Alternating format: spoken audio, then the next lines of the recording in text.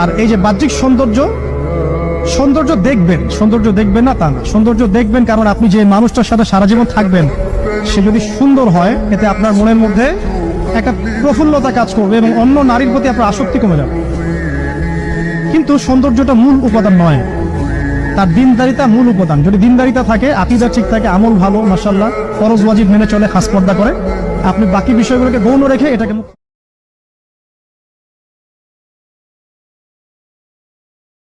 ভবিষ্যৎ অনিশ্চিত, কি করব বা কি হবে তাও জানি না, নির্দিষ্ট কোনো লক্ষ্য নাই, তবে স্বপ্ন আছে অনেক। ফ্যামিলির পাশে দাঁড়াবো, ফ্যামিলির সাপোর্ট হব, নিজেকে প্রতিষ্ঠিত করব, জানি না কিভাবে, কিন্তু স্বপ্ন দেখি আমাদের মতো মধ্যবিত্ত পরিবারের ছেলেরা এর থেকে বেশি আর কি বা করতে পারে।